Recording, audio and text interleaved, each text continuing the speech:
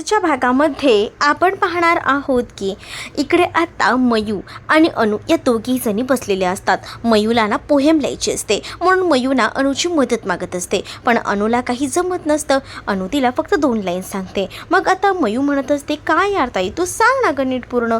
मग तेव्हाच पमा आज संध्याकाळचा दिवाबत्ती लावत असते. पमा म्हणत असते की काय चाललंय तुमच्या मुलींचं, नाही त्या वेळेला तुम्हाला आईवर काही ना काही सुचत असतं आणि आज तुम्हाला काही सुचत नाही आहे. तेवढ्यातच तिथे आता ही शरू आलेली असते. शरूला आता आल्याला मयू त्रास देते. मयू आता शरूला सांगत असते की प्लीज ताई तू तरी मला मदत कर, पण आता शरूच्या कामावर प्रॉब्लेम झालेला असतो त्यामुळे शरू आता चिडचिड करायला लागते.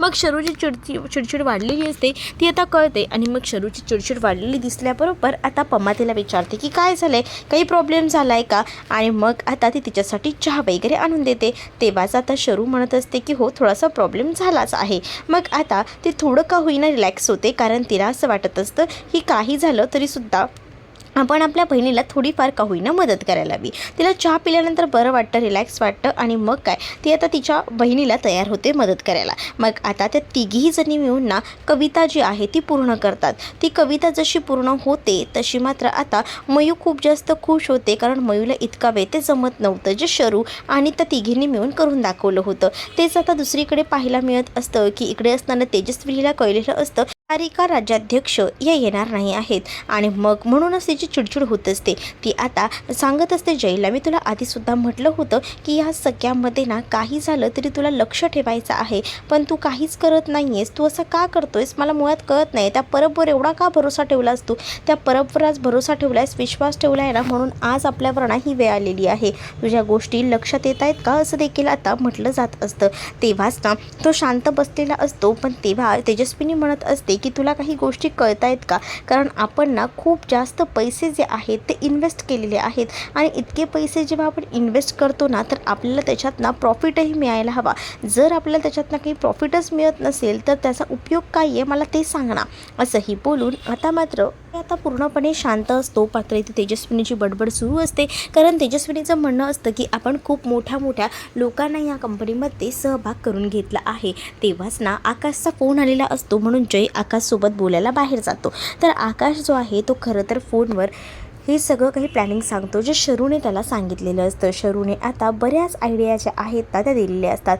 आता कामाला सगळी जण लागलेली असतात, कारण आहे ना लॉन्चिंगची वेळ असते. त्यातच शरूने सुद्धा सगळी तयारी केलेली असते. मॅकलाही ती सांगत असते की मी तुला सांगितलं आहे ना त्या सगळ्याची सोय कर, प्रत्येक गोष्ट जी आहे ती परफेक्ट कर, असंही आता म्हटलेलं असतं. आणि मग काय या सगळ्या काही गोष्टींचं नियोजन झाल्यानंतर दुसरीकडे आता पाहायला मिळत असतं की इकडे अनाऊन्समेंट करायला ना आता आलेला असतो जय, आणि जय सांगतो की आपल्या अमृतधारा प्रोडक्टचं आज लॉन्चिंग आहे. तेव्हाच ना एक जण उभा राहतो आणि क्वेश्चन करायला सुरुवात करतो. तो आता म्हणत असतो की मला एक सांगा, तुमच्याकडे तर आधी वेगळ्या कोणी येणार होत्या म्हणजे सारिका राज्याध्यक्ष, त्यांचं काय झालं, त्यांना तुम्ही अचानकपणे का कॅन्सल केलं, त्याचं रिझन काय आहे वगैरे वगैरे सगळं काही विचारलं जात असतं. आणि जेव्हाही असे उलटसुलट प्रश्न विचारले जातात ना तेव्हा मात्र आता इकडे असणारा जय म्हणत असतो की तुमचे प्रश्न जे आहेत ती योग्य आहेत, पण त्या प्रश्नांना कुठेतरी आळा असायला हवा, कारण मी जे आहे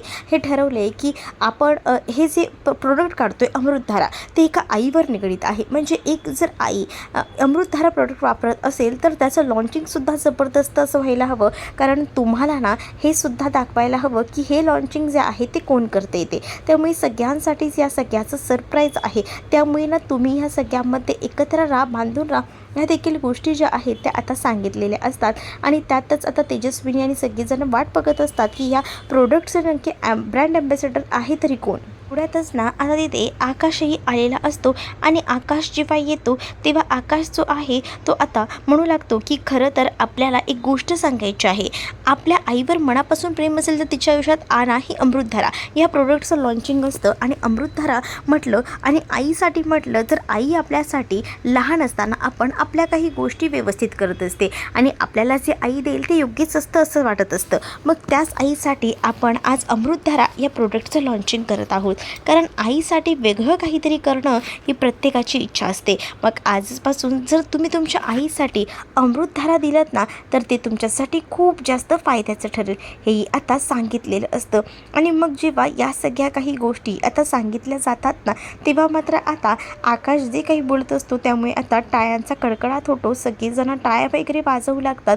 तेच आता दुसरीकडे पाहायला मिळत असतं की इकडे आता कोणाला ब्रँड ॲम्बॅसेडर केले हा प्रश्न असतो. आणि तेव्हाच ना सगळेजण तिथे येतात. आता जेवढाही स्टाफ असतो ना, तेवढ्या सगळ्या स्टाफमधल्या लोकांच्या आई सगळ्या आलेल्या असतात. तर शरूसुद्धा पमाला घेऊन आलेली असते. आणि हे सगळं बघून ना इथे असणारी ह्या तेजस्विनीला खूप जास्त राग येतो. तेजस्विनीनं जरा रागातच बघत असते. तेच आता सगळ्यांच्या मोबाईलमध्ये व्हिडिओज सुरू होतात. सगळीजणं आता व्हिडिओ वगैरे बनवत असतात. कारण आहे ना, प्रत्येकाला वाटत असतं की आपली आई जी आहे ती आज समोर दिसते. मग आता इकडे जो मॅक आहे ना, तो आपल्या आईलासुद्धा हे सगळं काही दाखवत असतो. तेच आता समोर जो आहे तो खरं तर जय आलेला असतो. आणि जयने आता बोलवून घेतलेलं असतं. जय आता बोलतो की ये आई, तू सुद्धा ये आणि तुझ्याच हस्ते मला हे लॉन्चिंग करायचं आहे असं देखील आता त्याने सांगितलेलं असतं. आणि मग काय, तो तिला समोर बोलवतो. मग इथे तेजस्विनीच्या हस्ते हे पूर्ण लॉन्चिंग वगैरे होतं. आणि हे सगळं दाखवल्यानंतर ना सगळ्यांनाच खूप जास्त असा आनंद झालेला असतो. आणि हे सगळं बघून आता सगळीजणं खूपच जास्त खुश असतात. आणि म्हणत असतात की चला, फायनली या सगळ्या काही गोष्टी तुमच्यासमोर आल्याच आहेत. तर मग आता दुसरीकडे पाहायला मिळत असतं की या सगळ्या काही गोष्टी झाल्यानंतर पुढे आता 2 शब्द का होईना बोलायला म्हणून सांगितलं जातो. आणि मग काय, 2 शब्द जेव्हा आता बोलायला सांगितलंय ना, तेव्हा का होईना तेजस्विनीचे डोळे पाणावलेले असतात. कारण तिला ना आता जे काही दिसत असतं ते एकदमच वेगळं असतं. कारण तिच्यासाठी ना तिची मुलं आज एवढ्या पुढे जात आहेत आणि या सगळ्या गोष्टी ना मुळात तिला आवडलेल्या असतात. आणि त्यामुळेच ना ती खूप जास्त अशी खुश असते. ते पम्मालासुद्धा 2 शब्द बोलायला सांगितले जातात. तर जेव्हा पम्माला बोलायला सांगितलं जातं ना, तेव्हा पम्मा बोलते की मी पहिल्यांदाच बोलते, म्हणजे मला या सगळ्यामध्ये ना बोलायची सवय नाही आहे. मग आता ती जेव्हा बोलायला लागते ना, तेव्हा ती म्हणत असते की खरं तर हे प्रोडक्ट जे काढलं आहे ना, ते खूप जास्त चांगलं आहे. म्हणजे कसं, आधी मुलांना काही माहिती नव्हतं, पण आता बऱ्याच काही गोष्टी ज्या आहेत ना त्या परफेक्टली कळतात. आणि मुलं देखील तेवढ्याच आतुरतेने आपल्यासाठी एवढं सगळं करतायत ना, हेच खूप जास्त आलं असंही आता म्हटलं जातं. आणि जेव्हा या सगळ्या काही गोष्टी ती बोलत असते तेव्हा इथे जी असते तिला खूप जास्त चांगलं वाटतं, आनंद येतो. आणि मग शरू आपल्या आईला घट्ट अशी मिठी मारते. तेच आता इकडे जी तेजस्विनी असते ना, ती तिच्या सगळ्या मुलांना स्टेजवरती बोलवते. आणि सगळी मुलं जसे स्टेजवर येतात तसं आता तिचा एक फॅमिली फोटो जो हवा असतो तिला, तो फोटो काढला जातो. आणि मग काय, सगळीजण एकत्र असतात. तर इकडे आता जय जो आहे तो सगळ्यांनाच आता थँक्यू वगैरे बोलत असतो, सगळ्यांचे आभार वगैरे मानत असतो. आणि जेव्हा तो सगळ्यांचे आभार मानतो ना, तेव्हा मात्र ना तो इथे असणाऱ्या शरूच्या हातामध्ये हात मिळवत नाही. म्हणून शरूला थोडं वाईट वाटतं. मग शरू थोडा विचार करत असते की हे सगळं काय आहे, म्हणजे अजूनही ह्याचा राग आहे की काय आपल्यावर. नाहीतर तो मला थँक्यू वगैरे बोलला असता, पण तो आज तर थँक्यूही बोलला नाही असं कुठेतरी आता शरूला वाटू लागतं. तर तुम्हाला भाग कसा वाटला कमेंटमध्ये नक्कीच सांगा.